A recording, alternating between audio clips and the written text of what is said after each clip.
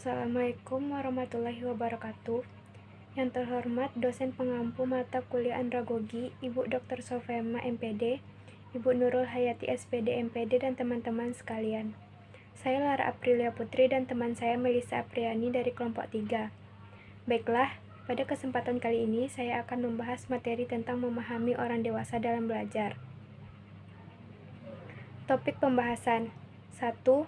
Asumsi tentang orang dewasa dan implikasinya dalam belajar. 2. Perbedaan orang dewasa dan anak dalam belajar. 3.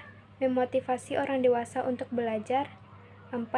Prinsip-prinsip orang dewasa menurut para ahli.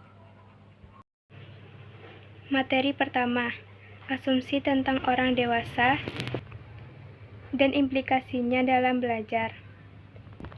Menurut Knowles, Merdan, dan Jarvis, mengembangkan konsep andragogi atas 4 asumsi pokok. Yang keempat asumsi pokok itu adalah asumsi pertama, konsep diri. Orang dewasa memerlukan perlakuan yang sifatnya menghargai, khususnya dalam pengambilan keputusan, karena orang dewasa merasa telah mampu mengatur dirinya. Beberapa implikasi dari asumsi konsep diri. 1. Proses belajar diciptakan sesuai keadaan orang dewasa. 2. Pembelajar dilibatkan dalam mendiagnosa kebutuhan belajarnya. 3. Pembelajar dilibatkan dalam perencanaan kebutuhan belajarnya. 4. Proses belajar merupakan tanggung jawab pengajar dan pembelajar. 5. Evaluasi belajar andragogi menekankan pada evaluasi diri. Asumsi kedua, pengalaman. Setiap orang dewasa mempunyai pengalaman yang berbeda akibat kehidupan masa mudanya. Beberapa implikasi adanya perbedaan pengalaman orang dewasa dengan anak-anak dalam proses belajar. 1. Lebih menekankan pada metode yang sifatnya memanfaatkan pengalaman mereka. 2. Menekankan proses belajar pada aplikasi praktis. 3. Menekankan dalam proses belajar ialah belajar dari pengalaman.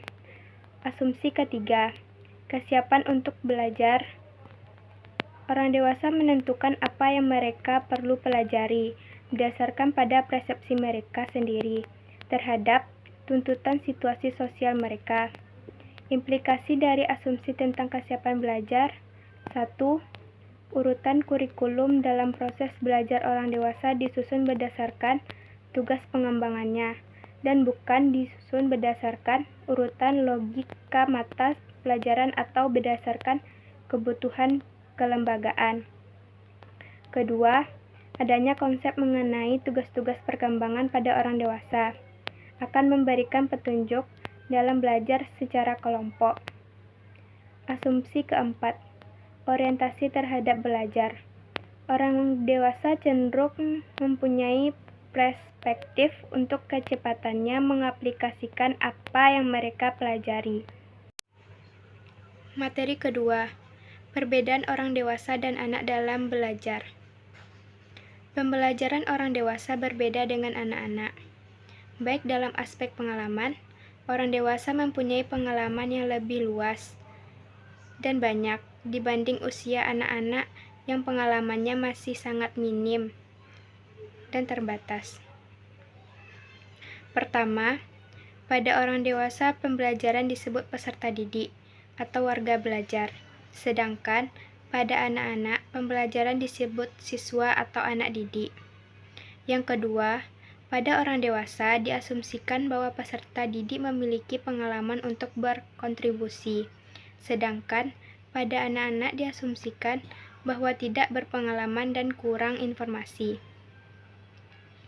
Yang ketiga, pada orang dewasa peserta didik dituntut aktif, berpartisipasi dalam pembelajaran, sedangkan pada anak-anak, anak didik lebih banyak menerima. Yang keempat, pada orang dewasa pembelajaran mempengaruhi waktu dan kecepatan, sedangkan pada anak-anak, guru mengontrol waktu dan kecepatan.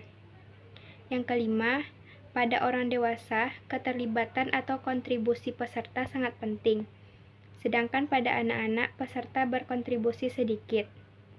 Yang keenam, pada orang dewasa, pembelajaran terpusat pada masalah kehidupan nyata, sedangkan pada anak-anak, belajar berpusat pada isi atau pengetahuan teoretis. Baiklah, pembahasan selanjutnya yang akan dibahas oleh Melissa Apriani. Baiklah, saya Melissa Apriani akan melanjutkan materi dari Lara Aprilia, yaitu mengenai memotivasi orang dewasa dalam belajar. Motivasi berfungsi untuk memberikan kekuatan atau semangat kepada seseorang dalam melakukan atau dalam kegiatan belajar. Motivasi juga dapat mengarahkan seseorang dalam melakukan atau mengambil tindakan yang tepat. Motivasi juga dilakukan dalam usaha mencapai tujuan dan menghindari tingkah laku yang tidak ada berkaitan dengan suatu usaha pencapaian atau tujuan tersebut. Ada dua bentuk motivasi dalam diri individu, yaitu yang pertama, motivasi internal atau motivasi intrinsik. Motivasi ini tumbuh di dalam diri warga belajar. Seseorang melakukan kegiatan belajar karena menyadari bahwa kegiatan belajar itu berguna atau bermanfaat bagi dirinya dalam mencapai tujuan atau cita-citanya. Yang kedua yaitu motivasi eksternal atau motivasi ekstrinsik. Motivasi ini tumbuh karena adanya rangsangan dari luar atau timbul karena ada rangsangan dari luar.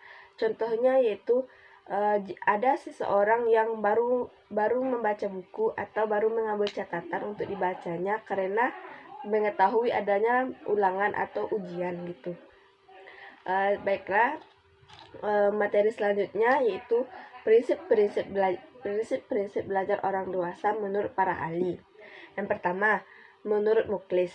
Menurut Muklis, prinsip pendidikan orang dewasa juga digunakan sebagai landasan untuk mengimplementasikan konsep pendidikan kritis yang memiliki identitas sebagai berikut.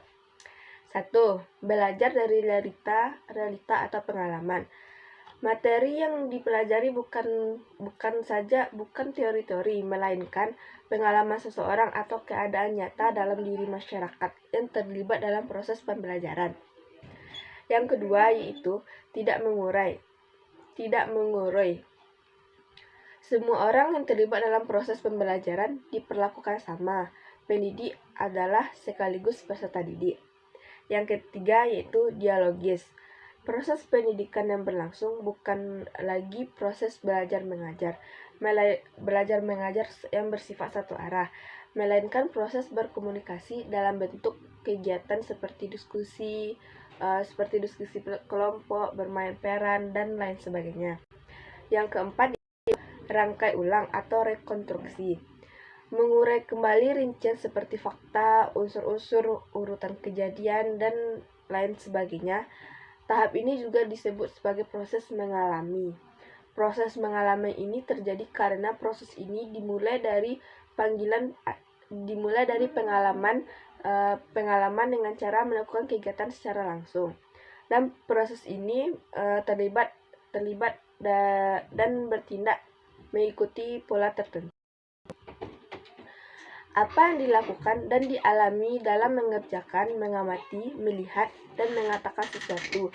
Pengalaman ini pada akhirnya menjadi titik tolak proses pelajaran tersebut. Yang selanjutnya yaitu ungkapan. Setelah tahap mengalami, tahap berikutnya yaitu ungkapan, yaitu proses mengungkapkan dengan cara menyatakan kembali apa yang sudah dialami, tanggapan, kesan atau pengalaman mereka. Tahap selanjutnya yaitu kaji urai atau analisis. Mengkaji sebab-sebab yang berkaitan dengan permasalahan yang ada di realita tersebut, yakni seperti tataan, aturan-aturan, sistem yang akan menjadi akar dari permasalahan. Selanjutnya yaitu kesimpulan. Merumuskan makna atau substansi dari realita tersebut sebagai suatu proses dan pemahaman baru yang lebih utuh, berupa prinsip-prinsip dan berupa kesimpulan umum dari pengkajian atas pengalaman tersebut. Tahap terakhir yaitu tindakan. Tindakan merupakan fase akhir dari pendidikan kritis, yakni memutuskan atau melaksanakan tindakan-tindakan baru yang lebih baik setelah dapat hasil dari pemahaman dan realita, sehingga dapat memungkinkan untuk menciptakan realita baru yang lebih baik. Langkah ini bisa dimanfaatkan dengan cara merencanakan tindakan dalam penerapan prinsip-prinsip yang telah disebutkan. Yang kedua yaitu menurut Sudarwan Danim. Sudarwan Danim memaparkan bahwa prinsip-prinsip pendidikan orang dewasa itu meliputi: yang pertama, orang dewasa itu perlu dilibatkan dalam perencanaan atau evaluasi pembelajaran mereka.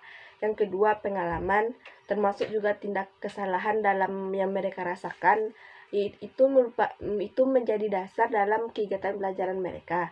Yang ketiga yaitu orang dewasa paling tertarik untuk mempelajari pelajaran yang sesuai dengan kehidupan pribadi mereka atau pekerjaan mereka.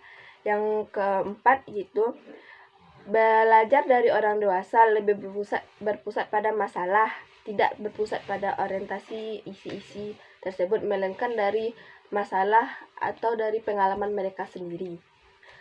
Baiklah, sekian dari materi yang dapat saya sampaikan. Apabila ada kesalahan, saya mohon maaf.